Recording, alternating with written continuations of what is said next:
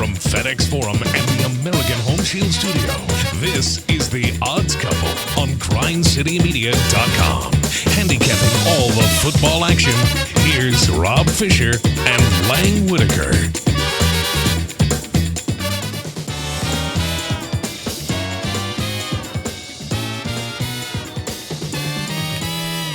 Hello, good people. Welcome to The Odds Couple. Week 9 already. Oh, my goodness. Of the college football season.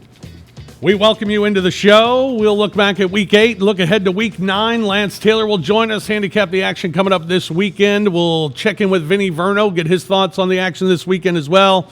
Have our picks and all of that and more coming up on this edition of The Odds Couple. Hello, Lang Whitaker. How are you, sir? I'm good, man. We're in the last third of the season. Yeah, It's incredible. It flies by. It's unbelievable. Really and things are starting to get exciting. A little bit. So one of the things I learned this week is there's 6 teams that are 7-0, right? And to me, those top 4 are Bama, LSU, Ohio State, Clemson. I get Oklahoma and Penn State right outside those 4. To me, I've seen other. You're not counting App State? No, nor Minnesota Boise? Or who's the other Boise? one? SMU's undefeated. SMU? Baylor. Yeah, Baylor. There's yeah. some of those. No, we're not counting those guys. Okay. I got my 4, and I feel good about those 4. Like I feel like LSU or Bama, one of them's going to come out of this thing with a loss at some point, and I still think they're probably one of the 4 best teams in the country, and it's going to set up this whole thing like we do every year where we argue about who's the best teams. But I'll go with those guys. The other thing, my takeaway from watching the games last weekend, quarterbacks are everything. Like it used to be, like when I was a kid, after you get off my lawn, running backs used to be the big deal. You had to have a good running back, and who was your guy? Now, you got to have a quarterback now. Like I mean, we saw it over and over this weekend. Teams, Tennessee had problems. The guy goes down, you got to bring in the other guy, and it doesn't work. Those 4 teams, Alabama, LSU, Ohio State, Clemson, they each have a stud at quarterback. They each have a Heisman contender. Alabama's down to Mac Jones now. We'll talk about that later. But if you have one of those 4 guys, you're going to be a good team. And Oklahoma, I feel like Hurts is right there with those guys. The other thing I learned, don't bet against Vanderbilt. Oh, my gosh. Anchor down. Anchor down. As a Vanderbilt season ticket holder, I was proud. I was That's proud right, of our effort. I am. I was proud of our effort this week, and nobody saw that coming. No, they did not. Few things I learned. One, I didn't really learn this because I knew this before the season started. Tua in the tent. Yeah. No shock to me that Tua's hurt. Sprained ankle that's turned into now a procedure that's turned into who knows how long he's going to be out. Yeah. I thought if Alabama had one weakness going into this season, it was Tua's problems in the tent. Yeah. And Tua's in the tent. So we'll see what happens with Alabama going forward. It was not pretty with Mac Jones. Here's the thing. As their quarterback. We used to talk about this in NBA terms with Greg Oden. It was always like weird freak injuries. And with Tua, it's the same thing. It's like people falling on him or whatever. Can we say he's injury prone? It happens. And every time you say that, people will say, yeah, but that injury was a freak injury. Okay, but they keep happening. But it keeps happening. If it keeps happening, yes. Yeah, I think we have to say he's injury prone. I believe he is. And I think NFL teams should be scared of that at this point. Another thing I learned this week, Georgia just might not be good enough. Yeah. To win the SEC, well, certainly to win the SEC and get over that Alabama hurdle. But, I mean, this game in 2 weeks against Florida. Yeah. I don't know. I mean, very conservative. And again, I know the weather was bad, but that was just a second ugly performance in a row by the Georgia Bulldogs. That's Jake Fromm. That's who he is. That's Fromm at his best. Like what you said, he had 13 yards at halftime. I think 6 completions, 13 yards at That's the all half. he does. He's going to check down, and find. He's going to be conservative. He's going to play it safe. I mean, he makes Fox News look liberal the way he moves the ball. Right. I think that's Georgia at their best. Like they're going to take care of the ball. They don't have a lot of weapons on the outside to go to. The one thing I was really pleased with was that they stopped running the ball up the middle every single play. They started sweeping it to the outside. Yeah. That's how they got some scores. Yeah, without Swift. I mean, Yeah. what would they have done last week? And the other thing, the balance on Jeremy Pruitt this year. Yeah. The Jeremy Pruitt, will he be back? Won't he be back? On the good side, they're competing. Yeah. Played Yeah. really well against Mississippi State. I thought competed well against Alabama. And again, I think the last 3-4 weeks, they've looked like a team that they should look like. Not great, not going to win a ton of games, but should compete against average teams and maybe beat average teams. They've looked like that team. So good for Jeremy Pruitt. And then he grabs a face mask and it's like, all right, well now, is that another thing you can put on the side of if we want to fire him, we can throw that in there now? They were in that Alabama game for most of the game. It felt like it. It felt like it was the third quarter starts, they get a score, you're like, oh, okay, they're going to be in this. And then they get down to the goal line, and we'll talk more about that later, I guess. But, yeah, to your bigger point, though, like I feel like we saw some good things that Pruitt can do. Yeah. And maybe there's something there to build on. We'll see. It was an interesting weekend last week in the SEC, including Missouri stepping on their own toe once again. They get into the top 25. So now losses this year against Wyoming and on the road against Vanderbilt. Vanderbilt, Missouri loses as a big favorite against the Commodores and should have been a big favorite against the Commodores. They lose the game to Vandy 21-14. They had been averaging 39 points per game. They were dismal. 31-plus points in 11 straight games. They score 14 against Vanderbilt last week. It's hard to go into, what's the name of the stadium?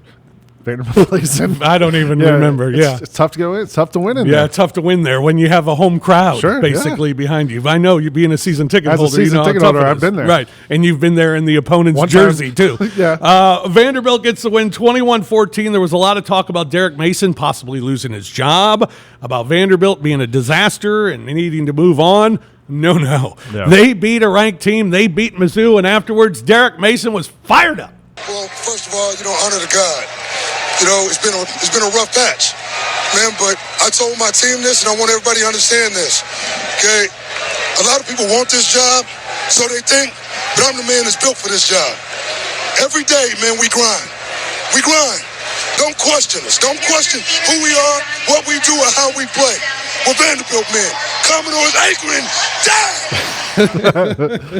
He turned that into a thing about himself pretty quickly there. Yeah, that was good. Anchoring down. Yeah. Vanderbilt Commodores with the win, their second win of the season. Missouri falls to 0-2 on the road this year, 5-0 at home where they've dominated, but now losses to Wyoming and Vanderbilt on the road for Missouri. Meanwhile, South Carolina, Florida turned out to be a pretty good game. Bad weather, but South Carolina, after coming off the big win against Georgia, fighting, but Florida finally puts them away late. Florida got a lot of calls down the stretch. I was watching the second half of that game, and I was like, I can understand why Will Muschamp was so upset. There were some plays. There was one play in the where there was an interception that was called back, and they called defensive holding or something. And on the replay, you see he grabs the face mask. It was clear. Right. And the fans are all upset about it, and Muschamp gets upset and everything. But South Carolina, I mean, Helinski can't stay healthy, and offensively they can't really be consistent on that. And defensively, I think they're pretty good. They're not bad. Yeah. I mean, we saw it against Georgia. They can stop you. Florida just kind of hung in there, and then got the knockout punch late. Yeah, and South Carolina's Will Muschamp got himself an unsportsmanlike conduct penalty and talked about it after the game. Make sure to listen closely at the end. Do you know why you got the unsportsmanlike? No, I don't. The guy ran 40 yards away and dropped a flag. I have no idea. What is your... I'd rather than drop it on my feet. Did you say anything? Yeah. No, prior to the flag? Yeah. Something that you think warranted an unsportsmanlike? It's not my judge. Drop it on my feet next time. So clearly you were unhappy about the totality. I'm not going to comment about anything else. Don't go 40 yards away and drop a flag. How about that? Come on. Oh, gutless there at the end. Not going to say anything, but gutless. My Muschamp glasses on. Those are very Muschamp of you. He has them down on the best part of that press conference is the glasses are all the way on the tip of his nose, like hanging on for dear life. And every time he kept yelling, you thought they'd fall gutless. Off. Yeah. He was fired up. There was one part where they had to pull him away from the refs. Right. I get it. He was upset. He was angry. Florida won the game, though. Yeah. 38-27. Florida with the win. Kyle Trask was good again. Trask has been good. I liked Mullen's play calling in that game, especially when they got away with a pick play in the goal line and scored. And the next time down, he ran the exact same play. Right. And it just kind of be like, all right, screw you. We're going to do it again, and we're going to get away with it again. And they did. Yes.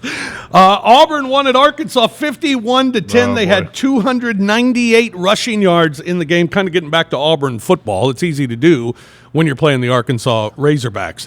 This week, Auburn is at LSU taking on the Tigers. Auburn is an 11.5-point dog to LSU this week.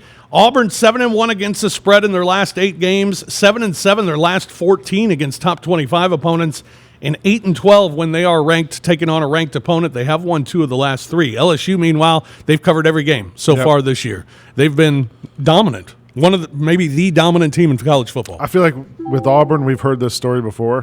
This is exactly like a couple weeks ago. They beat up on Mississippi State. They put up 50 points. Everybody's like, oh, Auburn's back. They're running the ball. They got the ground game. And then they go in and Florida smokes them. Yeah. I feel like this is exactly the same story, just different tune. You know, we get now. They beat up on Arkansas. Now they're going to go in and play LSU. And you think, oh, they got a chance. They're going to. No. Gus Malzahn, however, head coach of the Auburn Tigers, he's happy with how he's had a running back by committee. We played them all today. That was by design. We were playing on Harold Joyner. I think you saw he's kind of got something to him too. He can fall forward and he's a big guy. So, it's good to have depth at that position, and we'll probably do something similar, next week. Stopping the run the football. That's how we win at Auburn. And today we were able to do both. And when we do that, we're a good football team. Yeah, it's absolutely how they've been good when they're able to run and stop the run. It seems like that's Auburn football. That's Auburn football. Absolutely. Thanks, LSU's gone over in 7 of their last 9 games. They've won 14 of 15 at home, 8-3 since Ed Orgeron has left Ole Miss. He's 8-3 against top 10 opponents. And they've scored 40 or more points in 3 straight games against top 10 opponents. They're awesome. I love LSU. Ed's awesome. Did you see him on I guess it was on Saturday? It was on SEC Network, and they were asking him questions, and they pulled out of the bowl. If you were a Taco Bell menu item, what would you be? Yes. Burrito Supreme. Burrito Supreme. Yes, that was great. Thank you for texting that to me. Yeah. That was perfect. Head-to-head, LSU and Auburn, the home team has won 16 of the last 19 games.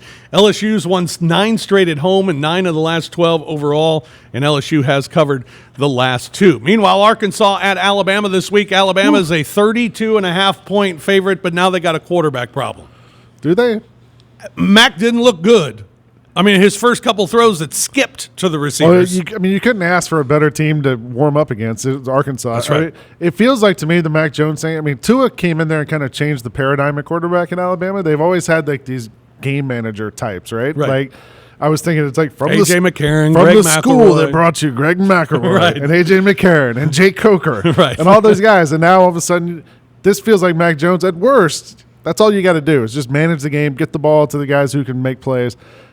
Against Arkansas, it shouldn't be a problem. Down the road, maybe, but this is where you miss Jalen Hurts. Yeah. This is where you want to bring in Hurts and say, oh, we don't miss a beat. yeah. And now they might miss a beat. And there was times against Alabama where they did not look like the best team in the country. Right. Against Tennessee. Yeah. I'm sorry. Yeah. And Tennessee was able to run the ball and do stuff. And against one of those top 4 teams, like Alabama might have some problems. Yeah. Arkansas has allowed 34.25 points per game against SEC opponents. Alabama, meanwhile, they're scoring pretty well against SEC opponents. And in fact, against Arkansas, the last 7 matchups, Alabama's outscored Arkansas 43-14.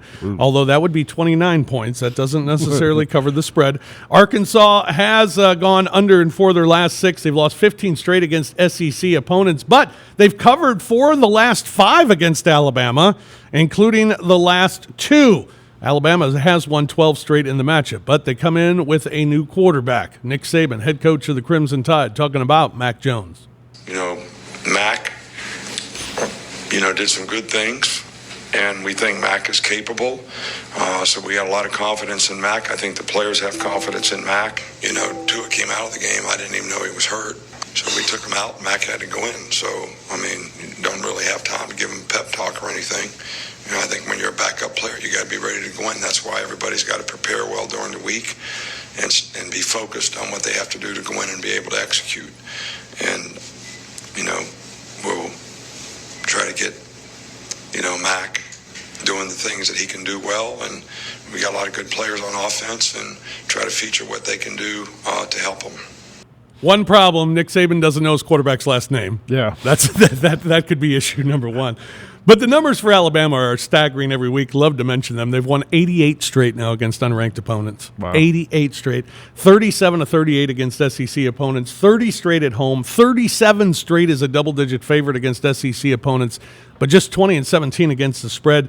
They're 13-26 against the spread as a 31 or more point favorite. And 1-5 against the spread against SEC opponents when favored by 30 or more. All the trends leaning towards Arkansas this week, but boy, is that a difficult move to make. If the Mac Jones thing doesn't work, I'm just looking here. Alabama has 7 quarterbacks on their roster, including 2 his brother. Right, right.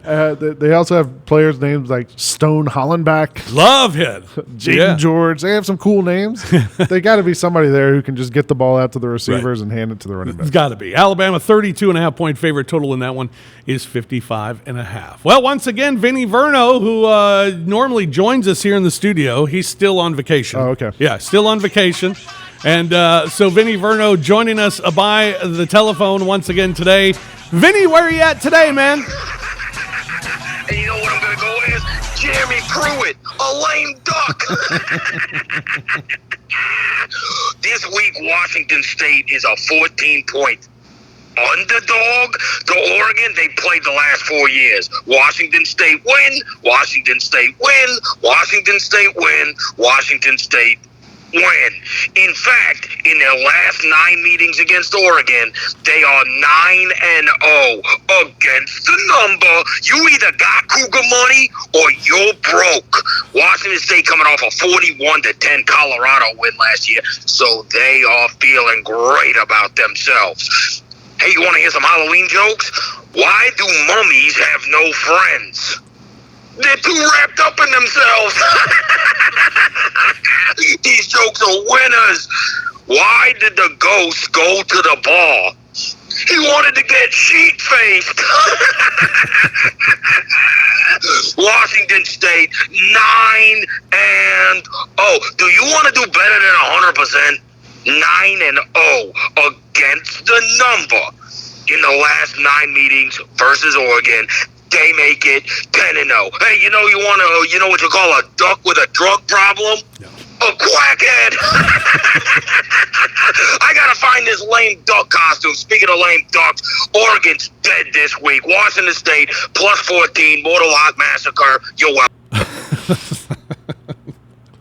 All right, thank you. Yeah. Thank you, Vinnie Verno. We appreciate it. Washington State, the mortal lock of the week. We'll take a break here on the Odds Couple. When we come back, Lance Taylor joins us from Birmingham. We still got our picks coming up a little bit later on, and we check out more of the SEC action, and Memphis Tigers back on the road this week as well. It's all ahead here on the Odds Couple on Grind City Media. Millions of fans have witnessed the concert experience that launched a one-of-a-kind rock holiday tradition. Trans-Siberian Orchestra, live in concert. The all-new Christmas Eve and Other Stories, presented by Hallmark Channel.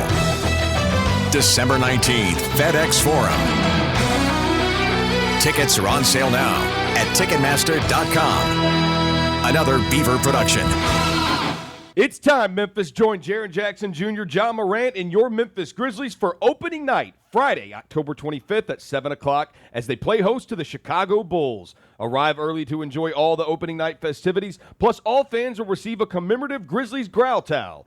Get Memphis and get your tickets today to see your next-gen Grizz by calling 901-888-HOOP or clicking Grizzlies.com. Grizz Nation! Download the all-new, all-access, all-in-one Grizzlies mobile app. Get 3 new experiences with one app, including a fresh Grizzlies look and feel, along with new access to FedEx Forum events and Grind City Media news and notes on all things Grizzlies, football, and more. From podcasts to purchasing tickets, playing Pop-A-Shot, and more, the new Grizzlies app has it all. So don't delay. Upgrade your experience and download the new Grizzlies app today. I available now at the App Store and Google Play. Global pop sensation Ariana Grande live in concert. The Sweetener World Tour 2019. FedEx Forum, Saturday, December 7th. Get tickets now at LiveNation.com. The #1 selling album, Sweetener, is available everywhere. There's more at ArianaGrande.com. I'm living, so we turn it up.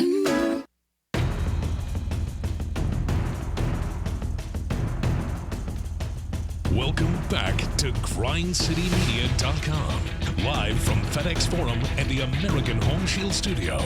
Now, here's more of the Odds Couple, Rob Fischer and Lang Whitaker. Tip off the Grizzlies season with other members of Nashville Grizz Nation by watching the new look Grizzlies take on the Chicago Bulls Friday, October 25th at the Mainstay, 501 Main Street in Nashville, Tennessee. There'll be Grizzlies giveaways, and your first beer is free, courtesy of Fast Break Breakfast NBA Podcast. Like Nashville fans of Memphis Grizzlies on Facebook for more details. We welcome you back to The Odds Couple. Rob Fischer, Lang Whitaker with you, getting you set for Week 9 of the college football season. Week 8 had more great memories. 2 weeks in a row, we've had a huge upset. Yep. Last week, of course, Georgia falling at home to South Carolina. This week, it was Illinois, the Fighting Illini in Champaign-Urbana. I don't know about that Georgia game being a great memory. No, it wasn't really good. No, it wasn't. Wisconsin Badgers, they looked untouchable. They looked like no one could score on them. They looked like we were setting up a huge matchup for this week with Wisconsin and Ohio State, and the Badgers blew it. Illinois with an interception with 2:33 to go. They kick a 39-yard field goal to win it, 24-23. Head coach of the Illini, Lovie Smith, fired up afterwards. Well, we've been close a couple times, where we felt like we had a chance to win the game. We had a great game plan. We're healthy now, and when we're healthy, we're a pretty good football team. All the credit goes to these guys.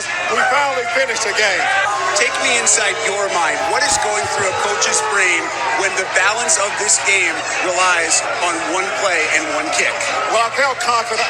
I knew we had a good field goal kicker, but for our program, we needed to get a signature win. I was just hoping the day was the day, and the day came. The Illini were a 30.5-point dog, the biggest Big Ten upset since 1982, when Northwestern beat Minnesota as a 32-point dog. Do we write off Wisconsin now?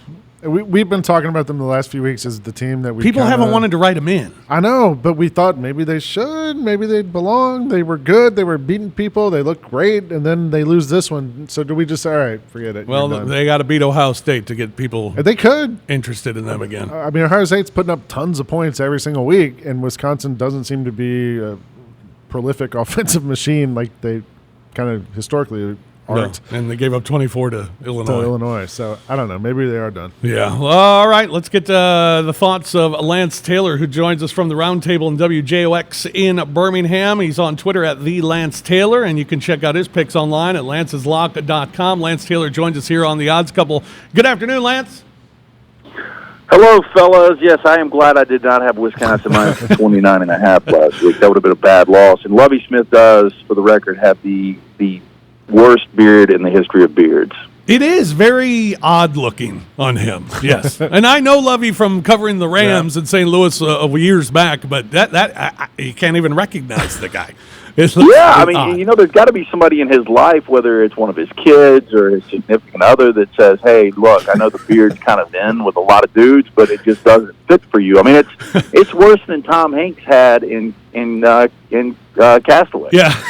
Maybe he's getting ready to play Santa. Yeah. That's what it looks like. For the holidays. All right, well, let's start with that game. Wisconsin's at Ohio State. This was billed to be such a huge game prior to that Wisconsin loss last week. But, I guess we could just look at it as Wisconsin overlooked Illinois. But now they come into this one, and Ohio State a big favorite. Yeah, Ohio State's a massive favorite. And I think if Wisconsin does what they typically do against teams like Illinois and win that game by 25 to 35 points, this number's probably only 8 or 9, and we're billing this as one of the best games we've seen in college football in 2019. I still think Wisconsin's got an elite defense, giving up less than 8 points per game. You look at Ohio State, maybe the most complete team in football. Their defense only giving up 8 points per game with Justin Fields. It just feels like this number's a little too inflated. Ohio State is 6-1 against the number this year, but I like this Jim Leonard defense. Jonathan Taylor running the football. Jack Cohn, although he made the huge mistake in Champaign, he is a guy that can keep the chains moving on third downs. He's converting 80% of his passes. So I think it's going to be a tight game. I think Ohio State ultimately wins the game, but you're giving me 14 points. I think it's way too many points. Yeah, we got a top 10 matchup in the SEC in Baton Rouge this week as LSU hosts Auburn. LSU just continues to roll and continues to cover the spread week in and week out. Auburn had a nice tune-up game against Arkansas, but this is a different animal going into Baton Rouge. Yeah, Rob. Both of these teams have gotten people to the windows. Auburn's 6-1 against the number this year. LSU 5-1-1 against the number. Auburn has lost each of its last 9 visits to Death Valley. Last time they won was 1999. You look at Ed Orgeron. I mean, I think everyone doubted him when he got this job. He's 7-3 against top 10 opponents. If you take Alabama out of the equation, he's 7-0 against top 10 opponents. Everybody's asking why this number is big. It's because this LSU offense is so dynamic. Joe Burrow already 29 touchdown passes. Only one quarterback in SEC history has thrown 30 touchdown passes through 8 games. That was Tim Couch back in '97. Make it 2 after Burrow this Saturday. I like LSU here. Everybody's asking why this number is big. I think LSU rolls. I like LSU minus the 10.5. I think the South Carolina-Tennessee game is interesting in that South Carolina is favored. I thought the way Tennessee's competed the last couple of weeks, maybe they'd get the number here at home in Knoxville. They've played solid, I guess, more solid than they did obviously the first 3-4 weeks of the season. And South Carolina is coming off 2 really tough games, getting the win in Georgia, losing against Florida at home. Now they go to Knoxville. South Carolina favored. Yeah, I think it's kind of an evenly matched game. I mean, you look at South Carolina, and they had an opportunity to have back-to-back wins over top 10 programs, going back to the Georgia win. And then last week it seemed like they had Florida on the ropes, but Cal Trask played so well in the fourth quarter for Dan Mullen, and they were able to pull away and not only get the win, they get the cover there. Now they're taking on a Tennessee team that, we backed against Alabama last week, and they are scratching and clawing. And if they can clean some things up, get rid of the turnovers, not as many penalties, had 13 against Alabama, I think Tennessee can actually win this game outright. So I'm getting more than a field goal. I'll take Tennessee +4. Yeah. Another big one outside of the SEC, Notre Dame taking on Michigan this week. And Michigan with the tough loss against Penn State. We know Jim Harbaugh's numbers against top 25 opponents, but they do have the Irish at home this week. What do we think of the Irish coming into this one? Yeah, the bad news, Michigan is 1-10 against top 10 teams under Jim Harbaugh. The good news is the Wolverines have won 4 straight home games against Notre Dame. I do think Notre Dame's offense is good. It's not as good as it was last year with Dexter Williams. Ian Book is a really good quarterback that doesn't make a ton of mistakes.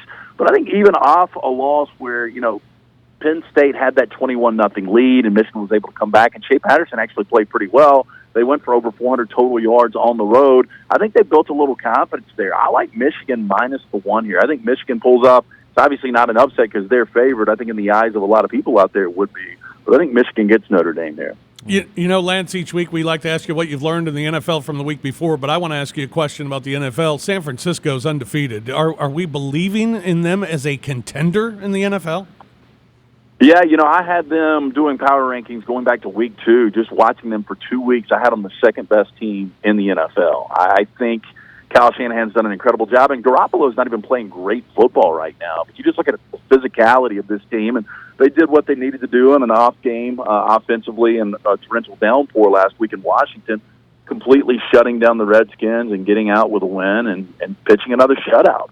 I think the San Francisco team, and that would be my takeaway from this past weekend, is you've got one team in the AFC that continues to dominate New England, and then you've got so many teams that are getting better each and every week, like San Francisco, like Green Bay, like New Orleans with a backup quarterback, like Minnesota.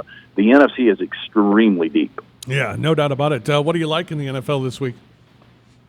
Well, I was stubborn, and we had that perfect record going back 2 weeks ago, and we decided to play against Teddy Bridgewater with Jacksonville. We played against with the Bears, and they continue to prove me wrong, and they're doing it defensively, and he's not making mistakes, and he's playing really good football, getting ready for Drew Brees to come back. As soon as I say how deep the NFC is, I'm going to take an AFC team against the NFC. Buffalo hosting Philadelphia. Philadelphia just not playing physical football. Buffalo finds ways to win. Even trailing the Dolphins last week, they just find a way to yuck it up as long as Josh Allen doesn't make mistakes. This is a legitimate defense. I like the Bills here. This game's close to a pick. Maybe the Bills -1 in some shop, but I'll take Buffalo in this spot. All right. And lanceslock.com. Tell us what folks can get when they go to lanceslock.com. Well, Rob, I try to be transparent, so when we have the good with the bad, it's been a great football season. We had a winning Saturday, but we were just not good in the NFL this past week. We'll bounce back. We've been dominating the NFL. So it's really simple. Just go online. We give you a free play every day, lanceslock.com. That's lanceslock.com. We'll give out a free play. It could be in the NBA. It could be the World Series.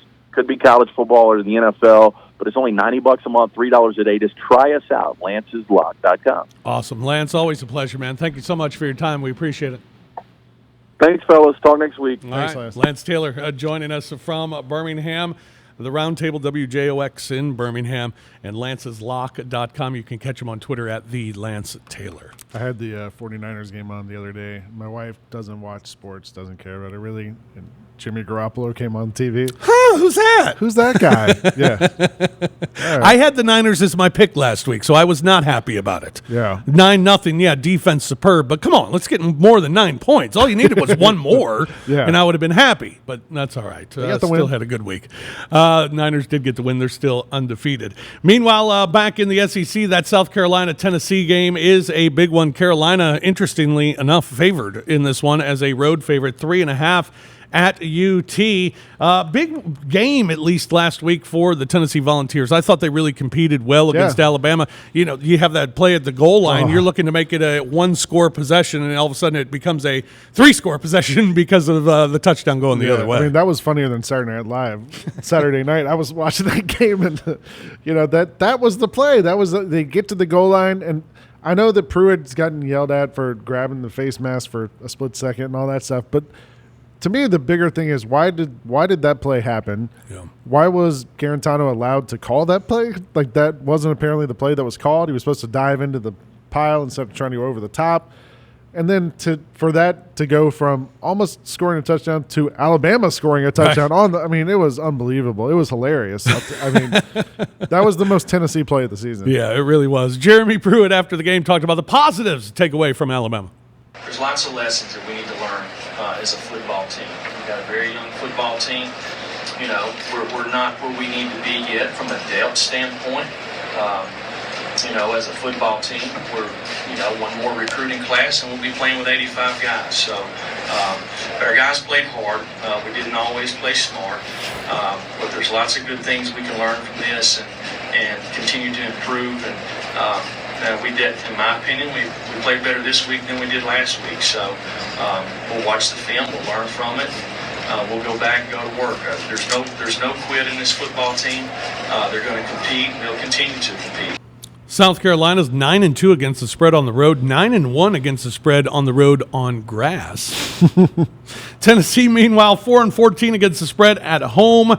2-8 against the spread at home against the SEC, although they did cover the last one against Mississippi State. 2-8 at home against the spread following an SEC game. Also 19-36 against the spread at home in weeks 5 through 9. And they've lost 18 of their last 21 against the SEC.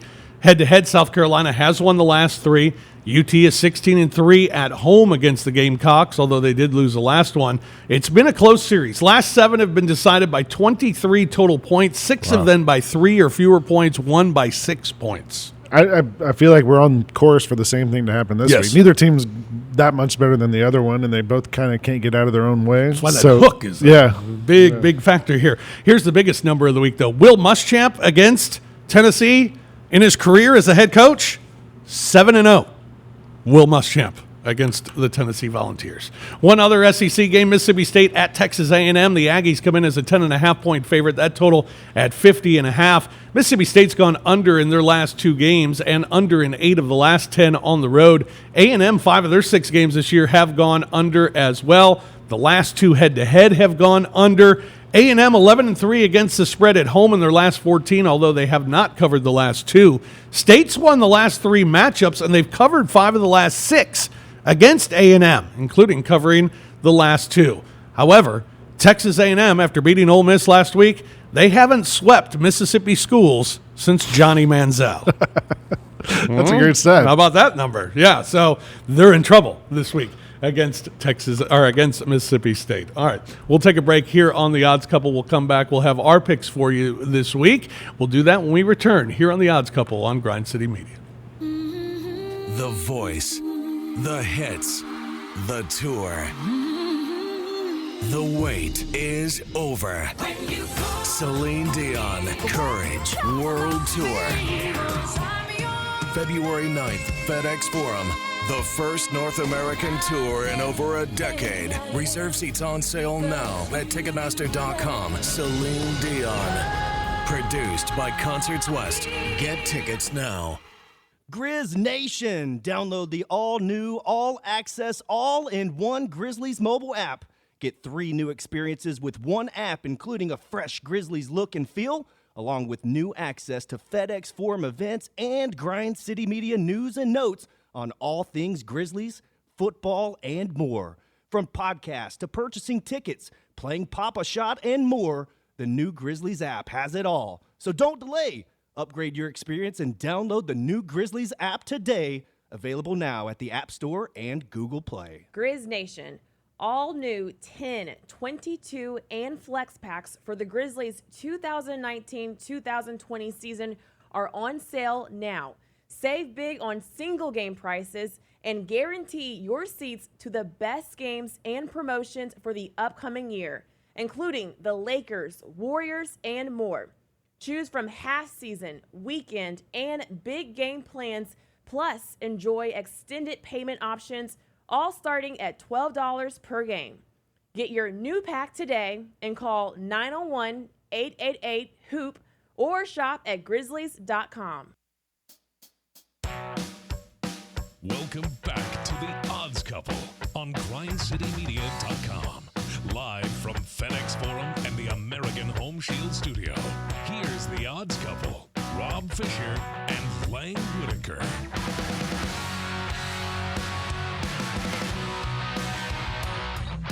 It's time, Memphis. Join Jaren Jackson Jr., John Morant, your Memphis Grizzlies for opening night this Friday, October 25th at 7 p.m. as they play host to the Chicago Bulls. Arrive early to enjoy all the opening night festivities, plus all fans will receive a commemorative Grizz Growl Towel. Get Memphis and get your tickets today to see your next Gen Grizz by calling 901-888-HOOP or clicking at grizzlies.com. We welcome you back to the Odds Couple. Rob Fischer and Lang Whitaker with you here today as we wrap things up, getting you set for Week 9, getting ready for our picks here in a moment as well. Memphis Tigers coming off a big win, the dominating performance, and they really bounced back after a tough loss. They were, I think at one point it was 13-10. Tulane was running the ball, looked good, and then all of a sudden Memphis kind of caught fire. And when they're playing like that, I mean, Kenny Gainwell was unbelievable. Like, nobody could stop him no matter how they got him the ball. If they're playing like that, that's the Memphis team we all thought coming into the season that could run the table, could win the conference and be in the mix for something bigger. But I don't, that they already got one loss. They still got to play SMU down the road. They've got some more tough games coming up, and I don't know if they can sustain that type of play. Yeah, 307 yards for Gainwell, 203 through the air, 104 on the ground. Brady White, 5 touchdowns. Yeah, he looked great. How about that? 21 and 29 for 358. Memphis, 10.5. Devin is very fired up. How about Brady White? 4 in the first half, Lang. Yep, 4 in the first half. Memphis, 10.5-point favorite at Tulsa. The total is 56.5. Memphis, 5-1 against the spread this year, 9-4 against the spread their last 13, 8-5 against the spread as a road favorite, 27-11 against the spread as a 10.5 to 21-point favorite, including going 9-1 against the spread in the last 10 in that spot. Yeah. Impressive. 31-15 against the spread on the road against losing teams, and 70-48 against the spread on turf. I love the turf ones. Tulsa, meanwhile, has gone under in 6 of their last 8 at home. Head-to-head, Memphis has won 4 of the last 5, and 4 of the last 5 have gone over as well. Memphis won and covered the last 2. Tigers are bowl eligible. Mike Norvell on getting the team to 6 wins. I mean, it's exciting that becoming bowl eligible has become the new standard, and it's something that our program, across the country is when they hear Memphis football, they think of success, and that's something that I take a great deal of pride in. You see guys like Paxton Lynch, Denard Avery, that come back and the cheers from the crowd, the impact that they made. That's what makes Memphis special, because not only do we represent a university. We obviously our football program, we represent a community, and that's what people from the outside don't understand the importance of that.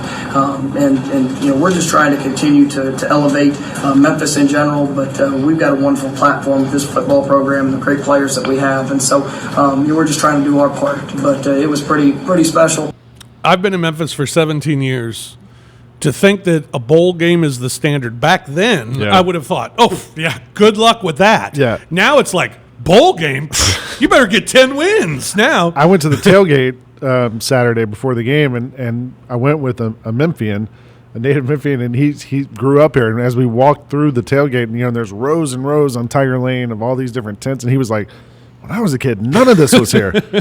Yeah. And talking to some of the people at the tailgate, they were like, when we started doing this 10, 15 years ago, like it was just something to do. And now it's a thing. Like you expect them to be good and you expect them to win. And it's a real thing in the fall here. Yeah, looking to go 7-1 this week as they take on Tulsa. One other SEC game. Boy, and is it a doozy. The Missouri Tigers coming off a loss to Vanderbilt. They're at Kentucky against the Wildcats, who were shut out last week. Yeah, and they don't have a quarterback. They literally do not have a quarterback. They had one completion against Georgia. They have a guy who's a wide receiver playing quarterback. Missouri's favored by 10.5, total at 47.5. Mizzou's 4-2 against the spread. They've won 19 of 25 in the regular season. They've gone under in 9 of their last 12, including 5 of their last 6. They have lost their last 2 road games. Kentucky's won 9 of 11 at home.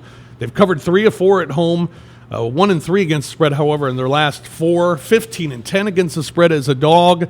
5-15 against the spread after an SEC game. 1-9 against the spread after an SEC loss. So, yeah, take your chances on this one. Head-to-head, Kentucky has won the last 4, and they are 3-1 at home. All right, it's time for our picks now this week. We'll start with my Fishes 5.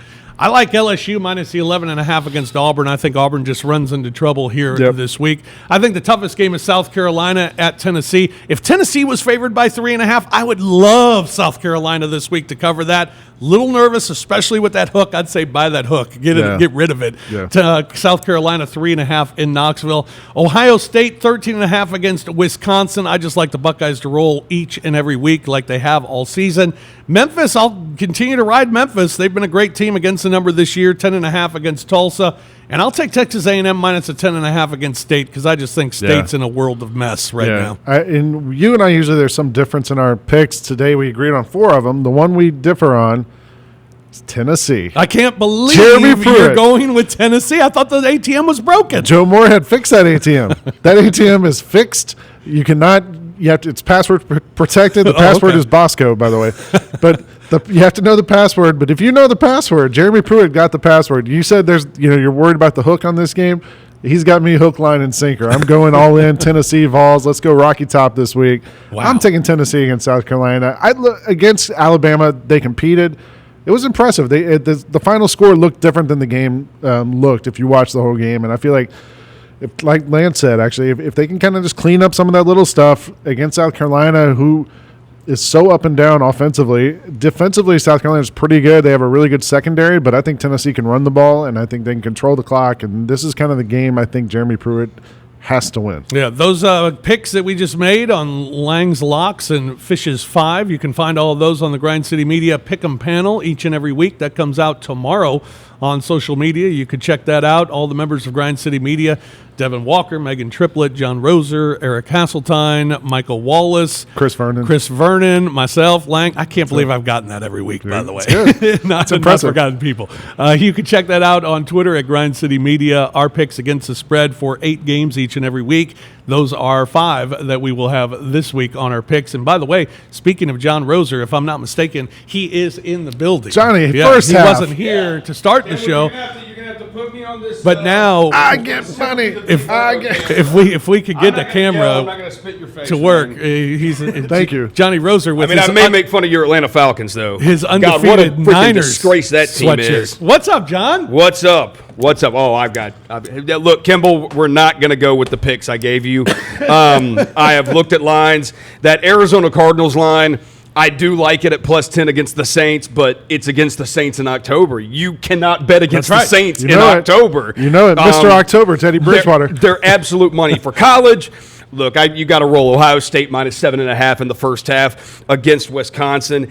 And I'm going to fade the team that beat Wisconsin last week. Illinois. I'm going Purdue -4.5 in the first half against Illinois in West Lafayette. You look at Purdue, they lost to Minnesota by 7. Yeah. Then they had a win over, they had like a huge, they blew out someone. And then they Was only it lost. Rutgers? No, it wasn't Rutgers. Everybody kills Rutgers. Yeah. But they beat some, who was it here? I got it for you. Yeah. Who did Purdue beat? Maryland. 40-14. Yeah, they killed Maryland, and then they come back at Iowa on the road, and you only lose by 6. To me, this is an easy letdown spot for Illinois. The same way last week on our first half, while we faded Bowling Green in the first half, coming off the big win over the rival Toledo, we're going to fade Illinois again in the first half. And then for the NFL, I'm going to go with the Dolphins plus the 15 on Monday night against the Steelers. Look, a third-string quarterback. Devlin Hodges ain't beating anybody else by 15 points. Is it plus 15 for the first half or for the game? It's plus 15 for the game. Look, that third-string quarterback, White Devlin, is not beating anybody by more than 15 points in the NFL. That's not happening. And then the other one I'm going to go with, and I don't know why I'm going with this team either. Falcons? Well, this is why. The Chargers plus the 5 against the Bears. Can the Bears beat anybody by more than 5 right now? Can that like maybe the Bengals? Yeah. I don't even think the Bears could beat the Dolphins by 5 right now. It's not Don't good. even think they could beat the Dolphins by 5. It's not good right now for the I'm Bears. going to roll with the Chargers. Mitch Trubisky haters are out in full force. Trubisky. Sorry, God, there are trade columns out. Yeah. Dan Wetzel wrote about them trying to trade for Cam Newton. There's another one out about them trying to trade for oh, God, who was it? Another quarterback who's better than Mitch Trubisky? I mean, another one who's better than him? Maybe they should try to go get Teddy Bridgewater when Drew Brees comes back. Lang, what's your off-the-grid pick this week? Well, I'm going with the Naval Academy against Tulane, who we saw last week come in here and look pretty good at the start and then just not be able to get out of their own way against Memphis. Navy is given 3.5, and Navy's coming off a big win last week against somebody I can't remember. They scored 35 against South Florida, I believe. So I'm going with Navy in that one. What about yourself for your off-the-grid college pick? Off the grid, I'm going with the Texas Longhorns. I know they struggled last week with Kansas, but give credit to Les Miles. He's giving everybody problems right now. But Texas is too talented of a team to be a pick-em at TCU. TCU's not very good. Texas will go in and beat Texas Christian this week. Okay. And for it to be a pick 'em, I think is ridiculous. I love that pick. You have the Oklahoma game, emotional game against Oklahoma. That's right. Then you come back against Kansas. Natural letdown. Letdown spot. Natural letdown. Tom Herman gets the troops together at practice. Yeah, no doubt about it. NFL this week, Lang? I can't go against my Saints. Teddy Bridgewater, who's clearly the quarterback of the moment for the Saints. They're talking about Drew Brees coming back. I don't know why you'd want to mess with success right now. Because it's Teddy. I mean, come on. He hasn't lost a game. I know. He's undefeated. But it's Drew Brees. Also, the Saints have covered now 15 straight October games. I don't care who the quarterback is against the Cardinals. They're going to cover again. I feel like, it's going to be – my question is what happens if Drew Brees comes back and they struggle? What do we do? Fun. It's fun. That's fun radio to talk about. Hey, as a Falcons fan, that's all I got. Speaking of the Falcons, that's my NFL pick this week. I'm going against the Falcons. Seattle. You should. In Atlanta. Seattle coming off a really bad performance this week and losing at home, which was a little surprising against Baltimore. But they'll rebound. I don't care if they're going across the country. It doesn't matter. They're going to Atlanta. Atlanta's just pitiful. Yeah. Go Falcons. I hate the Seahawks. And Seattle's only favored by 3.5. Yeah, so that's crazy. Seahawks. That's easy a weird pick. line. It's a really weird line. I mean, I think but I'm not getting sold by the weird line. I'm going Seahawks. They're counting on the Atlanta nightlife playing its part in this well, game, which it happens. could. It could. And the early start, I think, for the Seahawks. But, I that's a smart pick. Yeah. The Seahawks going to go through Magic City on a Saturday? Who knows? Devin, you got anything for us this week? Memphis. No. Memphis. All right, there you go. Memphis. Nothing but Memphis. Give me -10 over Tulsa. Perfect. All right, that's going to do it for us this week here on The Odds Couple. Thank you, Devin. Thanks, Roser. Great to see you, man. Glad you were able to pop in. Yeah. Week 9 of the college football season already is upon us. Thanks to Lance Taylor for joining us here on the show today, as he does each and every week from WJOX in Birmingham. Thanks to Vinnie Verno for joining us via the telephone as well. Thanks to Kimball and Scott behind the scenes getting things done for us here today as well on The Odds Couple. For Devin and for Roser, for Lang, I'm Fish. Thanks for joining us. Tune in again next week for another edition of The Odds Couple. Until then, stay tuned to Grind City Media.